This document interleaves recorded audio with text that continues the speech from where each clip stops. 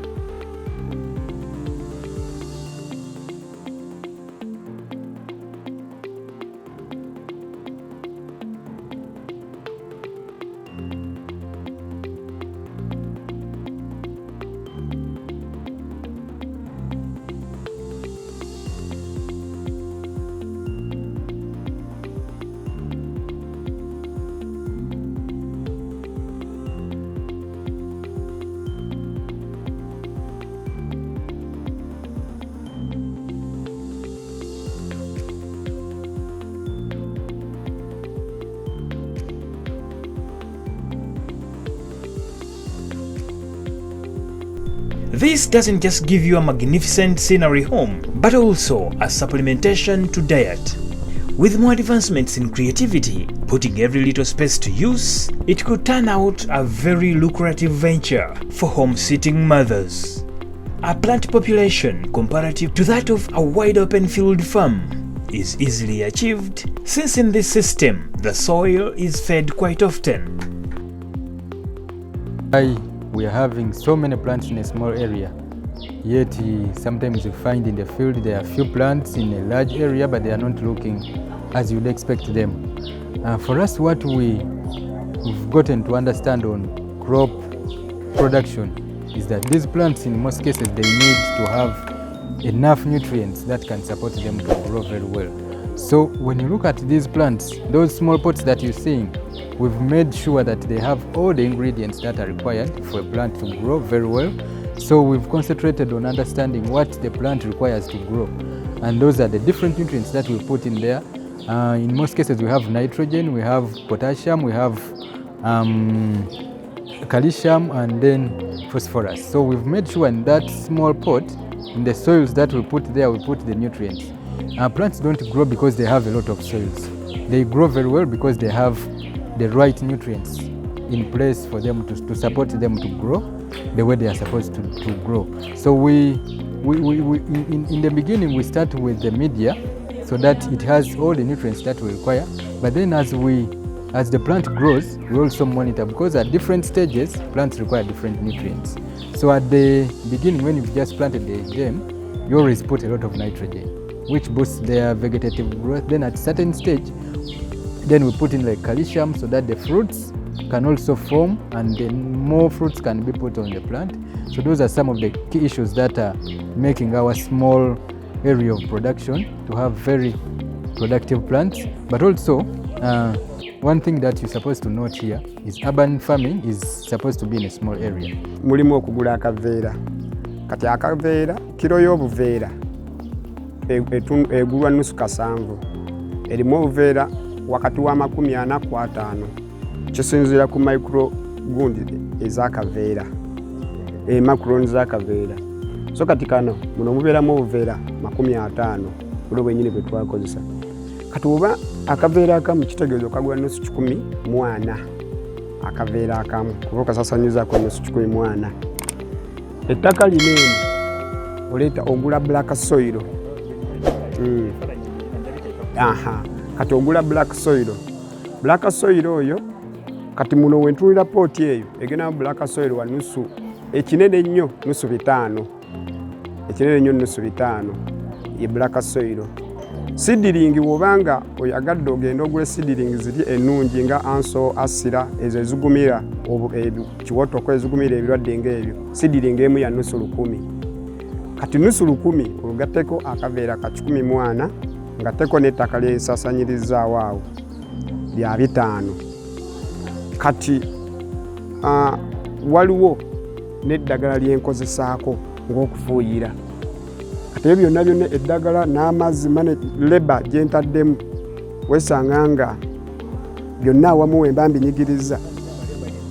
Leba yenze naye kati mulimu amazzi.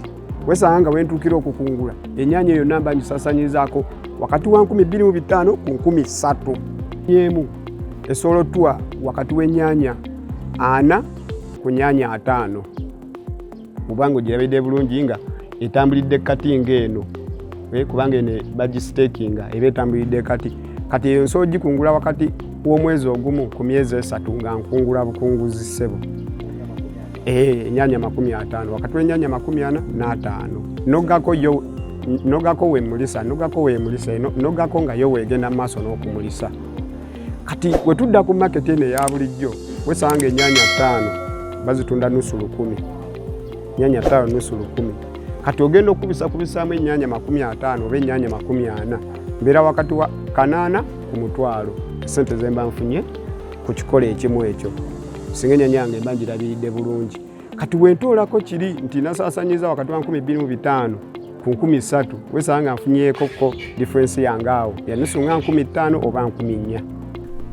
Many plants in one small space are easy to manage organically, limiting chemicals intake into the body systems. There are, however, some precautions to take to have a smooth riding. To make sure you select the right variety, like these are not for they are plants that are supposed to grow upright, not moving around on the ground. So these are plants that are particularly supposed to be staked so that they grow upright and then they give you branches that are going to give you the fruits.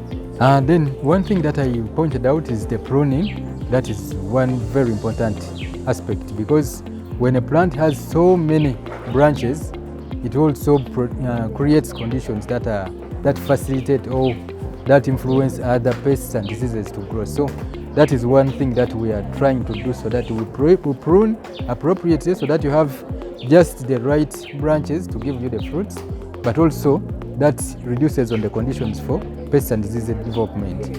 But also the other thing you can see, we've put in traps there because I pointed about something that you reduce on the use of chemicals.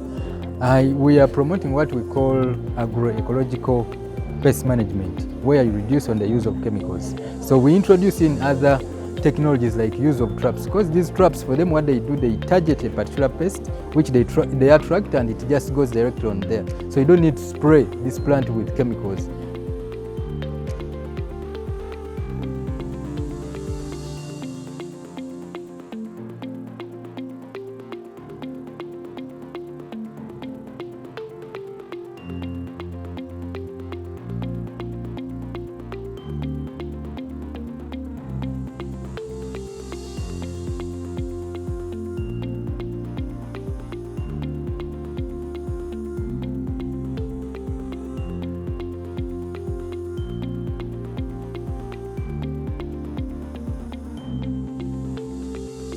Naye kakati kano ka space kalimu wano ebikola 45.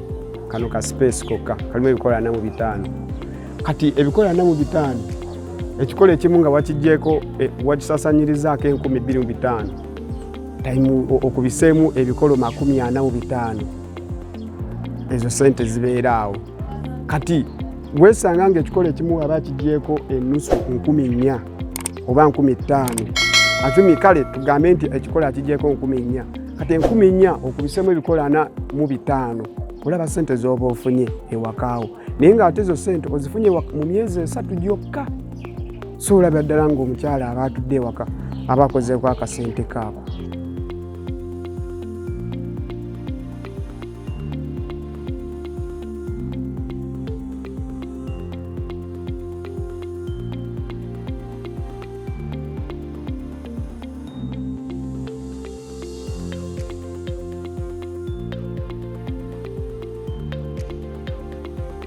Kati ettaka lino kaŋŋambe oliguze buguzi balikuleetedde ku katipa kakuleetedde ettaka mu kikomera kyo wakaawo. Kati osobola tulina zi lessons ze tukozesa nga tumikisinga ettaka eryo, oba n'ettaka oba n'ebigimusa byo. Kati ebigimusa nga organic manure abalala basobola okukozesa buno kalimbo y'enkoko, obukuta bw'enkoko obuvudde mu nkoko. Abalala bakozesa kawodanga, abalala bakozesa manure mu ngeri eyo. Ono owa kasasiro avudde mu bintu bino ebyakasasiro bye bavunziza ebintu nga ebityo. Naye kati kaŋŋambe nti okozesezza ono avudde mu biyumba by'enkoko, oyo aba mulungi nnyo. Kati tutabula bwe tuti ewirubaalo 3 ez'ettaka osobola okutabulamu ewirubaalo emu ey'obukuta bw'enkoko. Kati wamu tukozesako ne ku bukuta. Waliwo buno obukuta babuyita bu sawdust bwe bakozesa okujja ku mbaawo, obwo nabwo tubukozesa. Osobola okugattamu oba oba togasseemu obwo osobola okufunayo ne ku musenyu mutono. So kati awo osobola okufuna wirubaalo 3 ez'ettaka, wirubaalo emu ey'amaniwa, wirubaalo emu oba ey'omusenyu. Oba tokozesa ya musenyu n'okozesa eya sawdust, so ne kiyamba. Kati omusenyu ogwo gutuyamba okuba nti ettaka teryekwata kubanga ligumu. So kati oba tolina musenyu, awo bw'ojja kukozesawo sawdust akola ayamba ettaka kubanga ligonda bulungi, nga liyisa empewo nga limuka bulungi. So kyekyo kye tutabuza, ye ratio entuufu gye tutabuza. Well, you could have to rethink Veggies glare brighter before solving the food puzzle.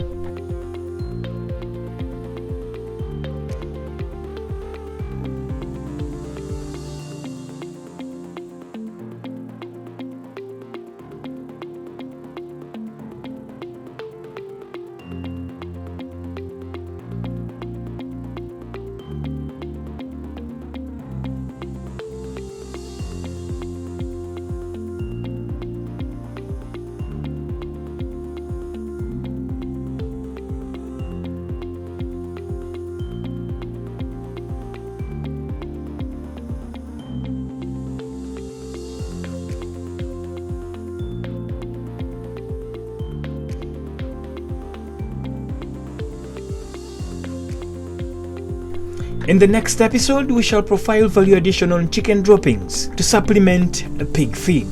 Bye-bye.